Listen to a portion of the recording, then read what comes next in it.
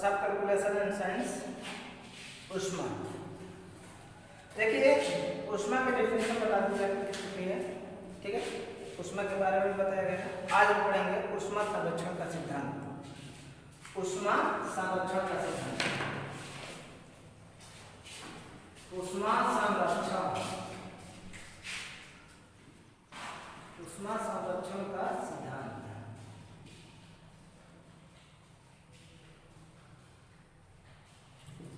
तो ये क्या ऊष्मा का आदान प्रदान या ऊष्मा संरक्षण का सिद्धांत कहलाता है, ठीक है। तो सर्वप्रथम मैं बता चुका हूं कि ऊष्मा हमेशा उच्च ताप से निम्न ताप की ओर क्या करती है, गमन करती है। यानी कि हमेशा ऊष्मा जो है हाई टेम्परेचर से लो टेम्परेचर की तरफ चलती है। तो देखिए ऊष्मा संरक्षण का सिद्धांत भी वही है। ऊष्मा संरक्षण का सिद्धांत या ऊष्मा का आदान प्रदान क्या है। तो ऊष्मा का विशेष गुण यह होता है कि यह अधिक तापमान वाले पदार्थ से कम तापमान वाले पदार्थ की तरफ प्रवाहित होती है। जैसे यदि किसी ठोस वस्तु को गर्म किया जाए और गर्म करने के पश्चात उसको पानी में डाल दिया जाए, तो जब हम गर्म करके उसको पानी में डालेंगे तो गर्म की छड़ वस्तु या छड़ जो भी छड़ मान छड़ को गर्म कर रहे हैं तो उससे ऊष्मा ठंडे पानी की तरफ तब तक प्रवाहित होती रहेगी जब तक कि दोनों सिमिलियर न हो जाए। इसी को ऊष्मा संरक्षण का सिद्धांत बोलते हैं या ऊष्मा का आदान प्रदान बोलते हैं। कहने का तात्पर्य यह है कि अगर यह मान लीजिए दो वस्तु है, यह हॉट है या कोल्ड है, अगर इन दोनों को संपर्क कराया जाए तो संपर्क कराने के फलस्वरूप क्या होता है कि यह गर्म और यह ठंडा, ये तब तक एक दूसरे के संपर्क में ऊष्मा का आदान प्रदान करते रहेंगे जब तक कि दोनों का तापमान एक समान न हो जाए। इसी को बोलते हैं ऊष्मा संरक्षण का सिद्धांत। यानी कि ऊष्मा का तापमान एक समान हो जाए दोनों वस्तुओं में, ठीक। अब देखिए इसी को ऊष्मा संरक्षण का सिद्धांत बोलते हैं। सपोज कीजिए कि गर्म, ये गर्म है और ये क्या है, ठंडा है। मान लीजिए इसकी जो है m1 s1 और डेल्टा t, ऊष्मा क्या है, Q बराबर होता है Q बराबर ms डेल्टा t। तो m1 s1 delta t1 equal to m2 s2 delta t2। यहाँ m पदार्थ का द्रव्यमान, s विशिष्ट ऊष्मा और डेल्टा t क्या है, तापांतर, यानी कि ताप में अंतर है, ठीक है। तो यह आपस में क्या होंगे, बराबर होंगे तब तक जब तक कि दोनों वस्तुओं का तापमान एक समान न हो जाए। तो इसी को बोलते हैं दी गई ऊष्मा बराबर ली गई ऊष्मा।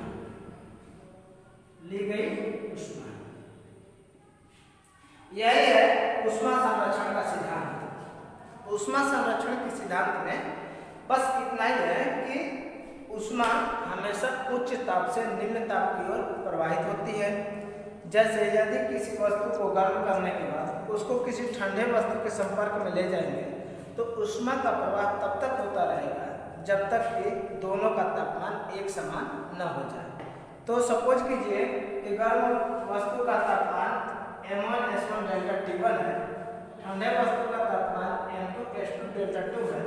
तो यह यानी कि दी गई ऊष्मा बराबर ली गई ऊष्मा यदि बराबर होता है तो इसी को बोलेंगे ऊष्मा संरक्षण का सिद्धांत, ठीक है। अब देखिए ऊष्मा संचरण की विधि। ऊष्मा किन विधियों से संचरण की जाती है, यानी कि एक वस्तु से दूसरे वस्तु में भेजी जाती है, ठीक है। तो ऊष्मा संचरण उसे बोलते हैं जो ऊष्मा संचरण,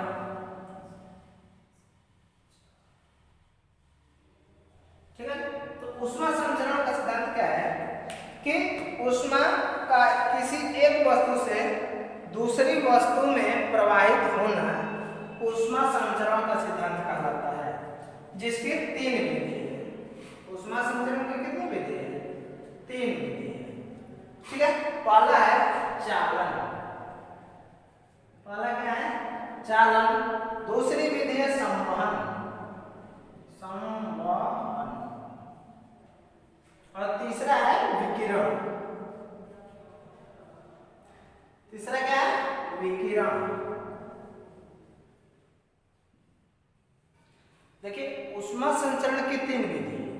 चालन, संवहन, विकिरण। अब चालन क्या होता है देख लीजिए। जिस विधि से ऊष्मा का संचरण एक स्थान से दूसरे स्थान पर पारस्परिक अणुओं के द्वारा होता है, जिस विधि के द्वारा ऊष्मा का संचरण एक अणु से होकर के दूसरे अणु से होकर के तीसरे अणु ऐसे करता हुआ जाता है, यानी कि अणुओं के माध्यम से होकर के जाता है, उसको चालन विधि कहते हैं। यानी कि ये चल करके जाता है स्टेप बाय स्टेप, एक से दूसरा, दूसरे से तीसरा, तीसरे से चौथा, ऐसे करके जाएगा, जिसको बोलेंगे चालन विधि। यानी कि जिस विधि से ऊष्मा का संचरण एक स्थान से दूसरे स्थान पर परस्पर अणुओं द्वारा होता है, चालन विधि कहलाता है। जैसे मान लीजिए कोई एक एल्युमिनियम की छड़ है, उसका एक सिरा हम भट्ठे में लगा दें और दूसरा सिरे को पकड़े रहें। कुछ समय बाद हम महसूस करेंगे कि जिस सिरे को हम पकड़े हैं वह सिरा गर्म हो चुका है और हमें गर्मी लग रही है, यानी हमारा हाथ जल रहा है। तो इस तरह से क्या हुआ कि ये भट्टी में है, इसके द्वारा क्या हुआ कि एक अणु ऊष्मा लेकर के उसने दूसरे को दिया, दूसरे ने तीसरे को, तीसरे ने चौथे को, चौथे ने पांचवें को, ऐसे देते हुए हमारा पूरा जो है स्टील रॉड, एल्युमिनियम रॉड क्या हो गर्म हो गया। तो इस तरह से अणुओं के माध्यम से ऊष्मा क्या हो गई हमारे हाथों तक पहुंच गई, तो जिसको चालन विधि बोलते हैं। ठीक है। दूसरा है संवहन। देखिए कहीं कोई कंफ्यूजन नहीं होना चाहिए। चालन में क्या है तो अणुओं के द्वारा जाएगा। संवहन, संवहन का मतलब होता है ले जाना या ढोना, ले जाना या ढोना। तो संवहन विधि क्या है? संवहन विधि में उस एक अणु ऊष्मा लेकर के अपना स्थान छोड़ देता है, उसके जगह पे दूसरा अणु आता है, पुनः वह ऊष्मा लेकर के अपना स्थान छोड़ देता है, पुनः तीसरा अणु आता है। ठीक है। यह एक दूसरे को नहीं ग्रहण करते हैं, बल्कि अपना ऊष्मा लेकर के और जगह पकड़ लेते हैं। जैसे मान लीजिए किसी पतीले में हम पानी को गर्म करते हैं, तो पानी गर्म करते हैं तो क्या होता है कि जो पतीले के पेदी से लगा हुआ पानी होता है वह गर्म होने के पश्चात अपना स्थान छोड़ करके ऊपर चला जाता है, और ऊपर वाला या आसपास वाला जो ठंडा अणु होता है वह नीचे उसके जगह पे आता है, जिससे पानी जब गर्म होने लगता है तो उसमें हलचल पैदा होने लगती है, उबाल आने लगता है। तो उबाल इसी कारण से आता है कि एक अणु ऊष्मा लेकर के अपना स्थान छोड़ता है तो दूसरा अणु उसके पास तुरंत आता है, जिसको संवहन विधि बोलते हैं। ठीक है। जिस विधि में ऊष्मा का संचरण एक स्थान से दूसरे स्थान तक स्वयं द्रव के अणुओं द्वारा ऊष्मा लेकर चले जाने व उनके स्थान पर ठंडे अणु आने से होता है, संवहन विधि कहलाता है। संवहन समझिए। विकिरण, ये तो सीधा मालूम पड़ रहा है कि विकिरण है, किरणों के माध्यम से होता है। ठीक है। तो विकिरण क्या होता है? इस विधि में ऊष्मा का संचरण किसी माध्यम की आवश्यकता नहीं होती है। इस विधि में ऊष्मा संचरण के लिए किसी भी माध्यम की आवश्यकता नहीं होती है, बल्कि ऊष्मा विकिरण या किरणों की सहायता से एक स्थान से दूसरे स्थान तक क्या करता है? जाता है। विकिरण विधि कहलाता है। जैसे सूर्य मान लीजिए हमसे कोसों दूर है, तो सूर्य से हमें ऊष्मा प्राप्त होती है किस विधि के द्वारा? उसकी किरणों के माध्यम से द्वारा। तो हम इसको क्या बोलेंगे? विकिरण विधि बोलेंगे। यहाँ पे अलाव जला दो, दूर बैठे व्यक्ति को गर्मी महसूस होती है, तो बीच में कोई माध्यम तो है नहीं, तो उस आदमी को गर्मी महसूस कैसे होगी? विकिरण के माध्यम के द्वारा, किरण के माध्यम के द्वारा जो है उस आदमी को ऊष्मा मिलती है उस अलाव से, जिसको बोलेंगे विकिरण विधि। यानी कि विकिरण विधि में किसी भी माध्यम की कोई जरूरत नहीं होती है। ठीक है। इन दोनों विधि में माध्यम की जरूरत है, तो यह अणुओं के द्वारा होता है और यह भी अणुओं के द्वारा होता है, लेकिन इसमें संवहन होता है, यानी एक स्थान से दूसरे स्थान पर अपना अणु लेकर के चला जाता है, तो यह कंटिन्यू चल करके जाता है। यह है ऊष्मा संचरण की तीन विधि: संवहन, विकिरण। अब आते हैं, देखिए क्या है, ठोस पदार्थ। ठीक है। तो ठोस पदार्थ क्या होता है, ठोस पदार्थ का प्रसार कैसे होता है? जब किसी पदार्थ को गर्म किया जाता है तो उसके तापमान बढ़ने से उसकी लंबाई, क्षेत्रफल और आयतन, किसी भी ठोस पदार्थ को यदि गर्म करेंगे तो तीन विधि में होगा कि या तो उसकी लंबाई में होगा, या उसके क्षेत्रफल में होगा, या उसके आयतन में होगा। इन तीन विधियों में उसका क्या होगा, प्रसार होगा। तो ठोस पदार्थ का प्रसार देख लीजिए, ठोस पदार्थ का प्रसार,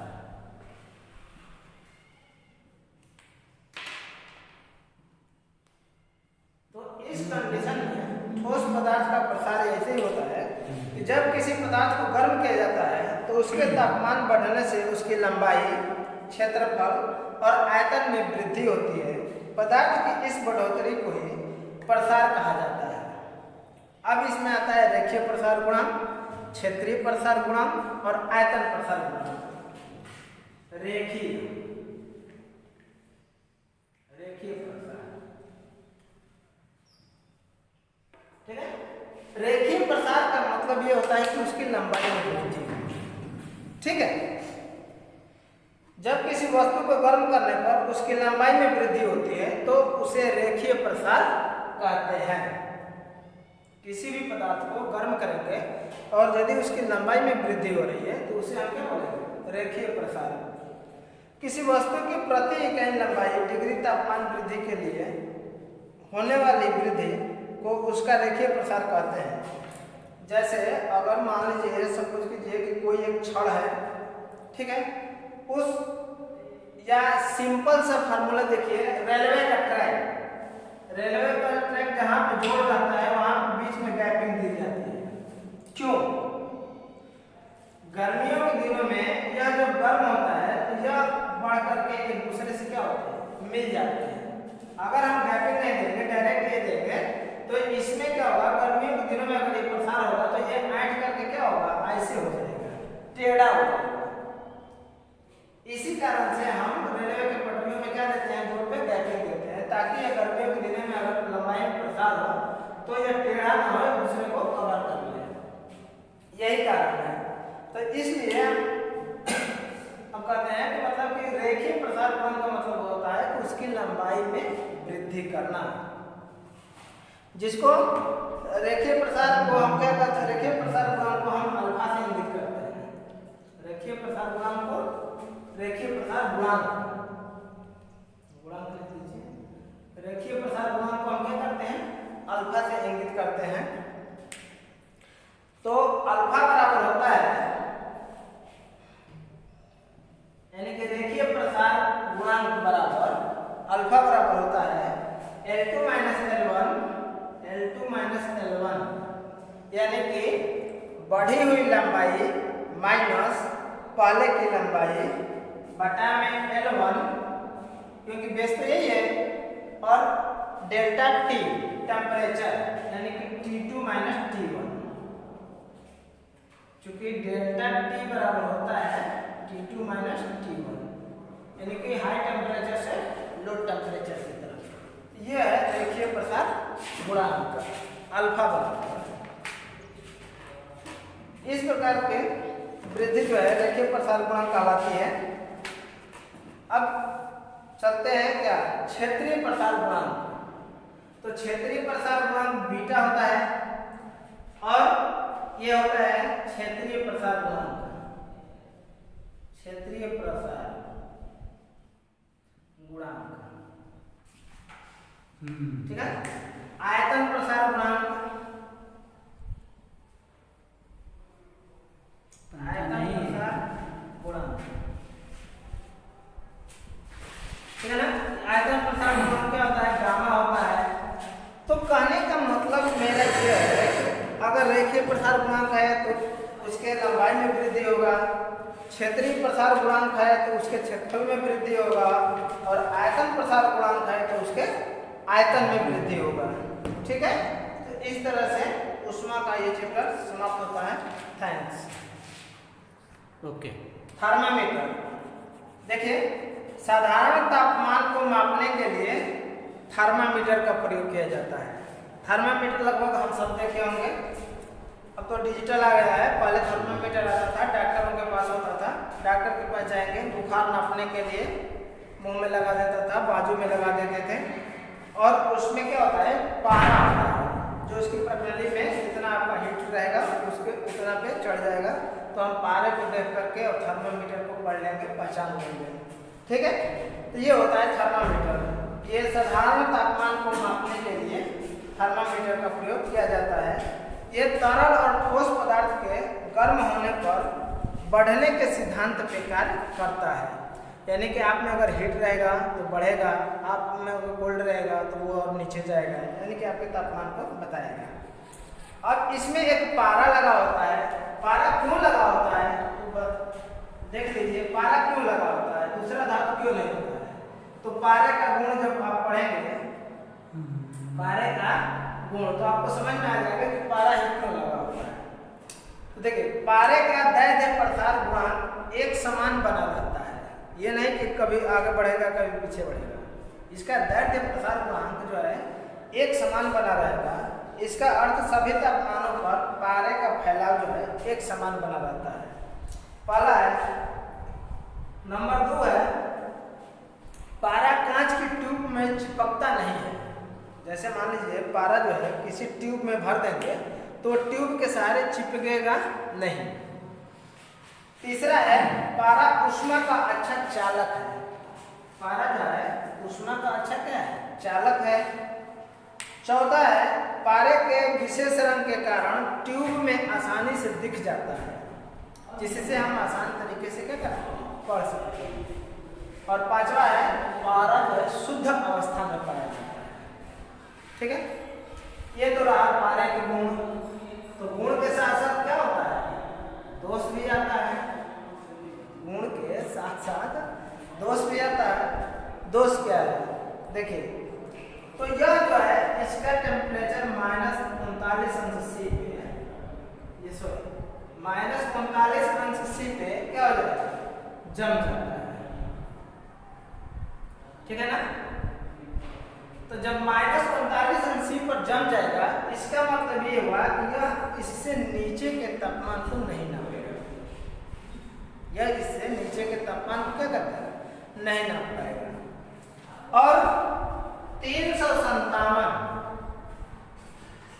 अंशी पर क्या हो जाएगा, क्वथन हो जाएगा।